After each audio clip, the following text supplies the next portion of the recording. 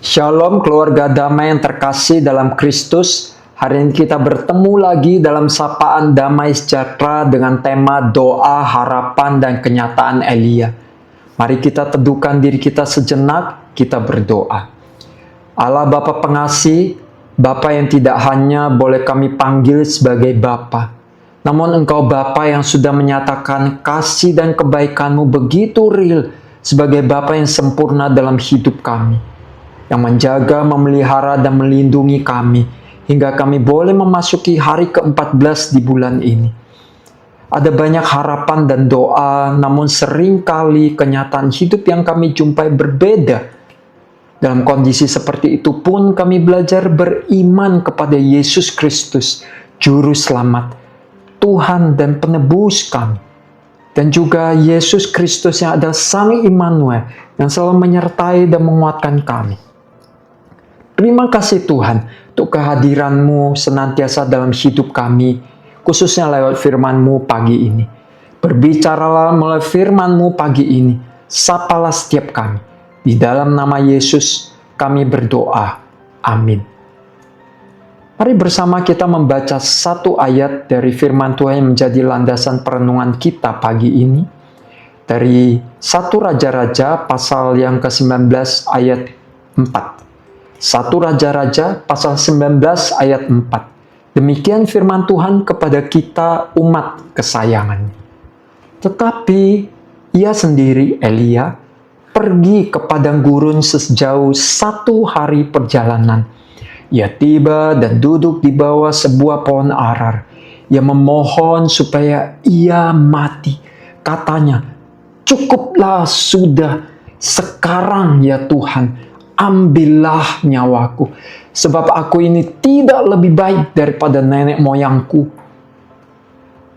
Keluarga damai, kalau kita memperhatikan bagian ini, kita dapat menarik kesimpulan seorang nabi Tuhan, utusan Allah yang luar biasa hebatnya, dia pun bisa berada di titik yang paling bawah dalam hidupnya, karena dia adalah manusia biasa. Itulah yang terjadi dengan Elia.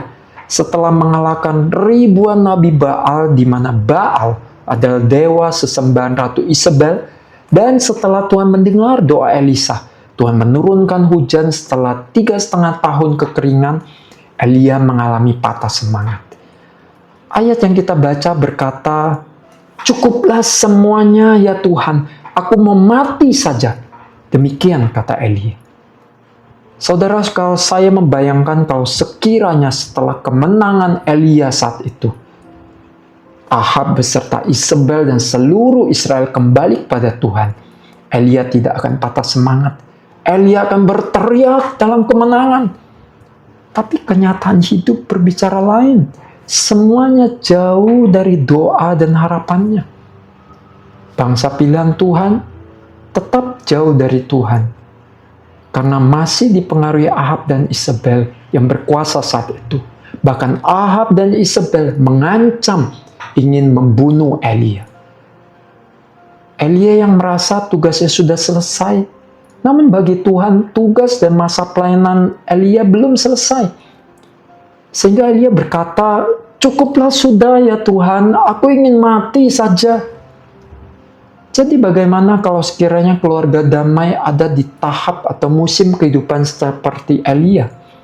Merasa sudah melakukan segala-galanya untuk Tuhan, hidup benar, bekerja baik-baik, melayani sepenuh hati, tapi belum selesai. Bahkan kenyataan hidup begitu sulit dan begitu memahitkan hati.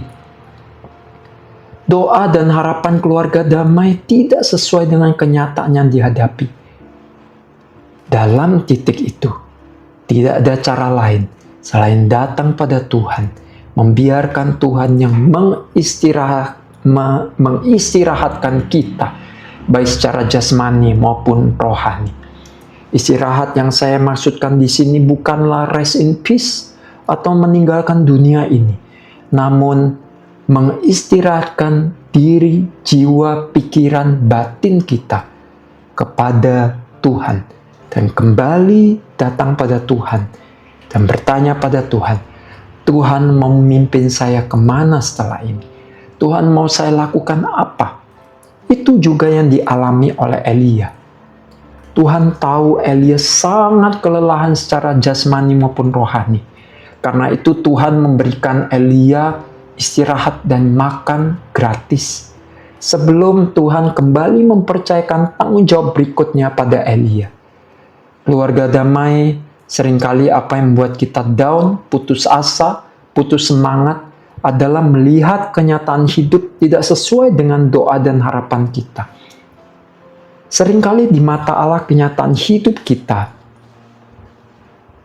sekalipun itu pahit, itu adalah pembentukan Tuhan bagi kita untuk kita makin menyerupai Kristus.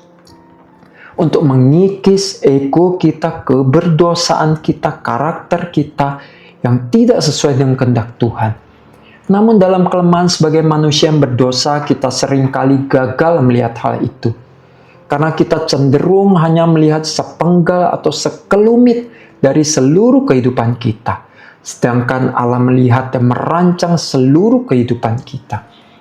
Kenyataan pahit yang saudara dan saya alami saat ini bukanlah akhir dari segalanya. Namun itu adalah titik awal di mana Tuhan membawa kita untuk mengalami anugerah Tuhan yang tiada batasnya. Dan untuk membawa kita melihat betapa indahnya rencana dan rancangan Tuhan bagi kita di masa depan. Keluarga Damai, kenyataan hidup boleh pahit dan tidak mengenakan. Namun percayalah kasih dan anugerah Tuhan selalu manis. Sekalipun saat ini kita belum bisa melihat dan merasakannya sebagai keindahan dan manisnya dari Tuhan. Janganlah pernah berhenti berdoa. Janganlah pernah berhenti berharap. Karena Tuhan yang kita sembah dan percayai adalah Tuhan yang setia dan rancangannya sempurna bagi kita. Amin. Mari kita berdoa. Tuhan, terima kasih untuk firman-Mu yang menyapa kami. Kuatkanlah setiap jemaat-Mu, keluarga Damai, dalam setiap pergumulan yang sedang dihadapi saat ini. Apabila menghadapi kenyataan hidup yang tidak sesuai dengan doa dan harapan, namun ajari kami untuk kembali melihat semuanya itu dari kacamata Tuhan. Rancangan dan rencana Tuhan yang sempurna. Rancangan dan rencana Tuhan yang selalu baik bagi kami. Sekalipun kami belum bisa merasakan keindahan dan kebaikan di dalamnya. Ajari kami untuk betul-betul meresapi dan meyakini Tuhan baik adanya. Tuhan kuatkan kami, sertai kami dalam perjalanan hidup ini.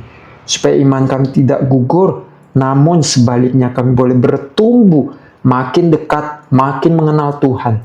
Sampai kami bertemu muka dengan Tuhan. Di dalam nama Yesus kami berdoa. Amin.